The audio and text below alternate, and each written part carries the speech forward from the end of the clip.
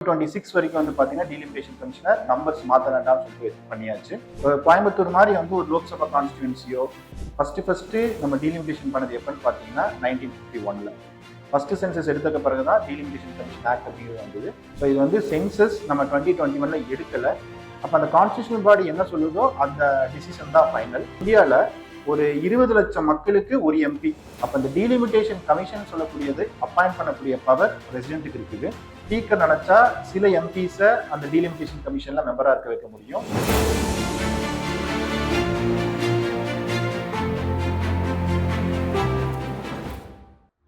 Hi friends, நீங்கள் நம்ம பார்க்க போகிற டாபிக் டீலிமிட்டேஷன் கமிஷன்.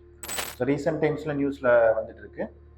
2026 நம்ம டீலிமிட்டேஷன் கமிஷன் வந்து நம்ம வந்து புதுசாக வந்து நம்ம வந்து ரிஃபார்ம் பண்ணி ஆகணும். ஆர்டிகல் 81 இந்தியன் கான்ஸ்டியூஷனில் அதுதான் வந்து தொகுதிகளை மறுசீரமைப்பு பண்ணக்கூடியது.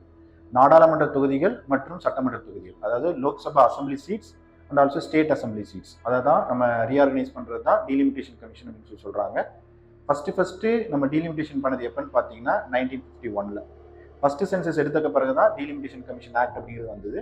தென் எவ்ரி 10 years நம்ம சென்சஸ் எடுத்த பிறகு இந்த very next year delimitation commission வந்து நம்ம போட்டிருக்கோம்.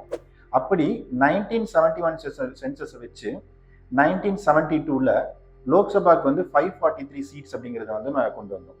அதுக்கப்புறம் 1976 42nd அமெண்ட்மெண்ட் ஆக்ட் அப்படின்னு சொல்லி ஒன்று கொண்டு வந்து நார்த் இந்தியாவில் சவுத் இந்தியாவில் பாப்புலேஷன் கண்ட்ரோல் மெஷர்ஸ் வந்து நம்ம இப்போ எடுத்துகிட்டு இருந்தோம். அதுக்கப்புறம் வந்து 25 yearsக்கு அப்புறம் நம்ம வந்து இதை பண்ணி ரீஆர்டர் பண்ணிக்கலாம்னு சொல்லிட்டு நம்ம அதை வந்து ஃப்ரீஸ் பண்ணி வச்சுருந்தோம். ஸோ டில் 2001 வரைக்கும் வந்து பார்த்தீங்கன்னா அந்த நம்பர்ஸ் வந்து சேஞ்ச் பண்ணவே இல்லை.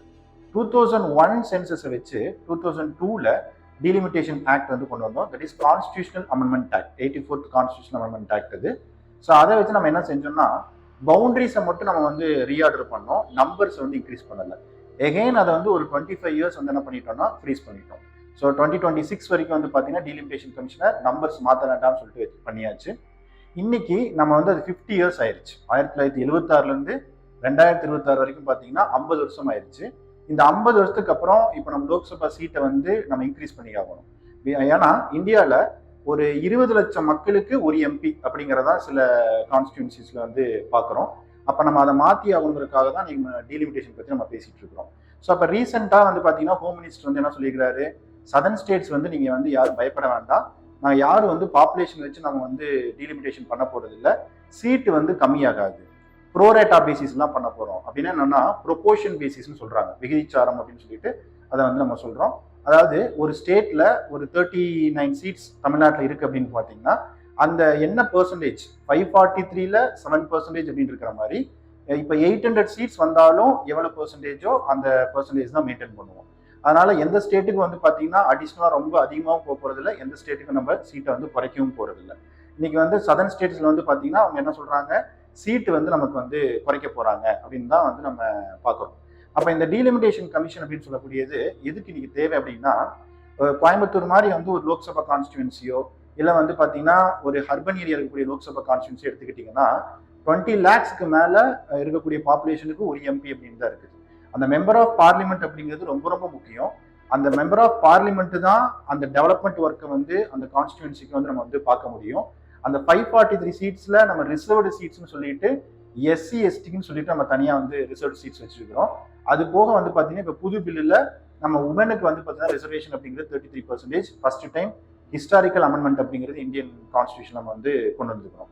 அப்போ 2026க்கு அப்புறம் இந்த 543க்கு மேலே 700 சீட்ஸ் வரலாம், இல்லை 800 சீட்ஸ் வரலாம், இல்லை 900 சீட்ஸ் வரலாம். பட் 1000+ அப்படிங்கிறது வந்து போகிறதுக்கு சான்ஸ் கிடையாது. ஏன்னா புது பார்லிமெண்ட் பில்டிங்கில் வந்து பார்த்தீங்கன்னா ஒரு 800 வேக்கன்சி தான் ஃபில் பண்ணுற மாதிரி நம்ம வந்து அதை நம்ம ரீஆர்டர் அப்படிங்கிறது பண்ணியிருக்கிறோம். அப்போ இந்த புது பில்டிங் வந்து இனாகரேட் பண்ணது நம்ம லாஸ்ட் இயர் பண்ணது பார்த்தோம், பார்லிமெண்ட் பில்டிங். இப்போ 2026 நம்ம சென்ட்ரல் கவர்மெண்ட் வந்து டீலிமிட்டேஷன் கமிஷன் வந்து கொண்டு வந்தாங்க அப்படின்னா கான்ஸ்டியூஷன் அமெண்ட்மெண்ட்ல எல்லா ஸ்டேட்டுக்குமே ஈவனாக தான் அந்த சீட்டை வந்து இன்க்ரீஸ் பண்ண போகிறாங்க இன்டூ 1.8. அதாவது உத்தரப்பிரதேசில் 80 இருக்குன்னா அது வந்து மேபி வந்து ஒரு 160+ ஒரு 170+ போகலாம். தமிழ்நாட்டில் ஒரு 76+ அந்த மாதிரி வந்து போகலாம். இந்த மாதிரி 543 ஒரு 700 சீட்ஸ் வந்து மாறுற மாதிரி தான் இருக்கே தவிர இது எதுவுமே பாப்புலேஷன் வச்சு நம்ம வந்து அதுக்காக சதர்ன் ஸ்டேட்ஸ் வந்து பெர்ஃபார்ம் பண்ணியிருக்காங்க, பாப்புலேஷன் கண்ட்ரோல் பண்ணனால அவங்க நம்ம என்ன பண்ண போகிறது இல்லை, அந்த நம்பர் ஆஃப் சீட்ஸ் வந்து நம்ம வந்து குறைக்க போகிறது இல்லை.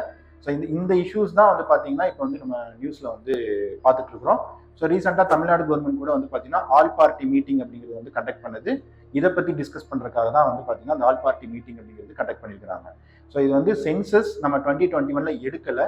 ஸோ பிகாஸ் ஆஃப் கோவிட் வந்து நம்ம நிறுத்தி வச்சிருக்கிறோம்.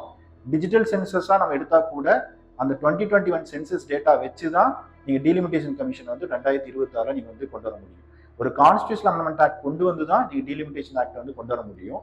அப்போ இந்த டீலிமிட்டேஷன் கமிஷன் சொல்லக்கூடியது அப்பாயிண்ட் பண்ணக்கூடிய பவர் பிரசிடென்ட்டுக்கு இருக்குது. அங்கே அதில் மூத்த தேர்தல் அதிகாரி சொல்லக்கூடிய சீஃப் எலெக்ஷன் கமிஷனர் இருக்கலாம், எல்லா ஸ்டேட் எலெக்ஷன் கமிஷனர்ஸ் வந்து இருக்கலாம். இந்த மாதிரி அஃபீஷியல்ஸை வந்து பிரசிடென்ட் தான் வந்து அப்பாயிண்ட் பண்ண முடியும். அதில் அசோசியேட் மெம்பர்ஸ்னு சில பேர் சொல்கிறாங்க. அதில் வந்து ஸ்பீக்கர் நினைச்சா சில எம்பிஸை அந்த டீலிமிட்டேஷன் கமிஷன்ல மெம்பராக இருக்க வைக்க முடியும். அதே மாதிரி ஸ்டேட்டோட எம்எல்ஏஸ் வந்து அந்த டீலிமிட்டேஷன் கமிஷன்ல மெம்பராக இருக்க முடியும். இந்த டீலிமிட்டேஷன் கமிஷன் என்ன சொல்லுதோ அதுதான் ஃபைனல். ஸோ அது வந்து கோர்ட் வந்து ரிவ்யூ பண்ண முடியாது. Because it's consider as a constitutional பாடி. அப்போ அந்த கான்ஸ்டியூஷனல் பாடி என்ன சொல்லுதோ அந்த டிசிஷன் தான் ஃபைனல். அப்போ அந்த கான்ஸ்டியூஷனல் பாடி என்ன சொல்லுதோ அந்த டிசிஷன் தான் ஃபைனல் எடுத்துக்குவாங்களே தவிர அவங்க சொல்றதை வந்து நம்ம வந்து சேஞ்ச் பண்ண முடியாது. பட் கமிஷனோட மெம்பர்ஸ், அதாவது main members, chief election commissioner and other election commissioners, other state election commissioners, இவங்களாம் தான் டெசிஷன் மேக்கிங் அப்படிங்கிறது வந்து பண்ண முடியும். ஸோ 2026 வந்தால் தான் நம்ம வந்து டீலிமிட்டேஷன் கமிஷன் அப்படின்னு சொல்லக்கூடியது எவ்வளோ நம்பர்ஸ் வந்து இன்க்ரீஸ் பண்ண போகிறாங்க அப்படிங்கிறது நமக்கு வந்து தெரியும். ஸோ இன்னைக்கு நம்ம இந்த நியூஸ்ல இருந்தனால இந்த டாபிக் வந்து பார்த்துருக்குறோம். ஸோ நெக்ஸ்ட் டாபிக் வந்து ஏதாவது இன்ட்ரெஸ்டிங் டாபிக் வந்து நம்ம பார்க்கலாம். So thank you.